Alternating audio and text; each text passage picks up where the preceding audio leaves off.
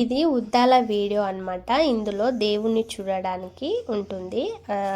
అయితే ఇక్కడ ఈ పాదాలు దేవుడి యొక్క పాదాలు ఇలా కొట్టించుకుంటే చాలా మంచి జరుగుతుందని తరతరాలుగా నమ్ముతున్న ఒక ఆచారం అన్నమాట. ఈ దేవుడి యొక్క పాదాలు బంగారియో ఎండియో కావు, అవి చేతితో నేసిన మట్టి పాదాలు అన్నమాట. చేయితో తయారు చేసి తీసుకొస్తారు.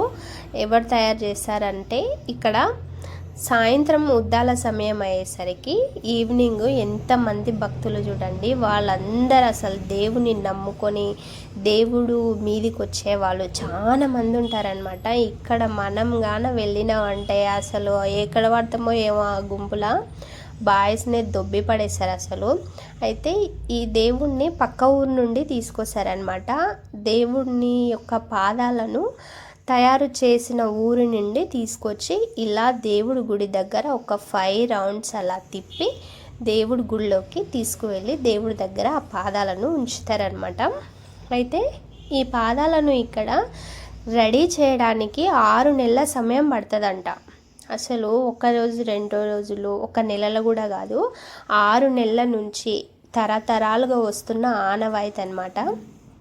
పక్క ఊరిలో ఒక కుటుంబానికి చెందిన ఒకే కుటుంబానికి చెందిన ఒక ఊరిలో అన్నమాట. వాళ్ళకే మాత్రం ఈ ఆనవాయితీని తరతరాలుగా ఇస్తున్నారంట. ఇప్పటి వరకు వేరే వాళ్ళకు దేవుడి యొక్క పాదాలను తయారు చేయడానికి అవకాశం ఇవ్వలేదంట.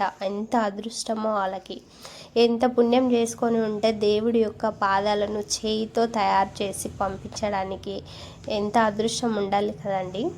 అసలు ఆ పాదాలను తాకి మొక్కితే అసలు అంత వైబ్ అసలు ఎట్లుంటుంది అంటే అసలు మనకున్న కష్టాలు మొత్తం మర్చిపోయిన ఫీలింగ్ వస్తుంది అనమాట. అంత బాగుంటుంది అనమాట.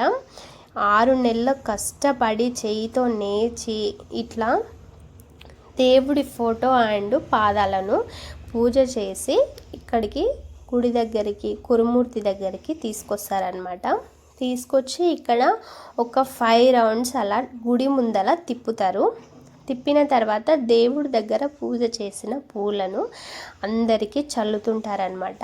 ఆ పూలు ఎవరికైతే దొరుకుతాయో వాళ్ళు చాలా అదృష్టంగా భావిస్తారు.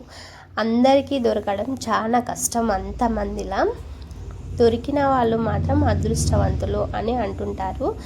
మనం కోరిక కోరుకొని మొక్కుకున్న తర్వాత ఆ పూలు మనకు దొరికితే మన కోరిక నెరవేరినట్టే అని అందరూ అంత నమ్మకంగా అక్కడ పూజిస్తారనమాట. అయితే ఇక్కడ దేవుడి దగ్గర ఈ ఉద్దాల సమయం అయిపోయిన తర్వాత 5 రౌండ్స్ అలా తిప్పిన తర్వాత దేవుడి గుడిలోకి తీసుకెళ్తారనమాట. తీసుకెళ్ళి దేవుడి దగ్గర పెట్టి పూజ చేసి నెక్స్ట్ డే మళ్ళీ దేవుడికి వచ్చిన వాళ్ళను దర్శించుకోవడానికి చూపిస్తుంటారు. దేవుడిది అయిపోయిన తర్వాత ఫుల్ వర్షం పడింది. అసలు దేవుడిని చూసినంతసేపు అసలు వర్షమే లేదు. ఆ తర్వాత ఇంక ఎంత పడిందో అసలు ఇక తిరగడానికి అసలు ఛాన్సే లేదు, అంత వర్షం పడింది. జాతర చేసుకున్నాము. ఈ బిల్లర్ ఎక్కడానికి చాలా ఆశ ఉండే. అసలు వర్షం వల్ల ఒకటే రౌండ్ ఎక్కి దిగినాం అనమాట. కానీ కొంచెం ఎంజాయ్మెంట్ కూడా ఉండే, చాలా బాగుండే. అసలు ఈ రంగుల రత్నం ఎక్కాలి. పోయినసారి ఎక్కినాం మేము, కిందికి వచ్చేసరికి ఉన్నానో పోయినానో అనుకున్నా నేను. అంతలా భయమైంది, మస్తు భయం అవుతుంది పైన పోయి కిందికి వస్తుంది కాబట్టి. ఈ రంగుల రత్నం ఎక్కిన వాళ్ళు మాత్రం మస్తు ధైర్యవంతులు అనుకోవాలి. అయితే ఈ జాతర మీరు ఎవరైనా వెళ్ళి ఉంటే కామెంట్ చేయండి, బాగుంటుంది. వీడియోని లైక్ చేసి ఛానల్ని సబ్స్క్రైబ్ చేసుకోండి.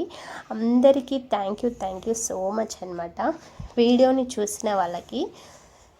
ఎందుకంటే ఇది లాస్ట్గా పోస్ట్ చేసిన కానీ ఇంట్రెస్ట్గా చూసిన వాళ్ళకి థ్యాంక్ యూ సో మచ్.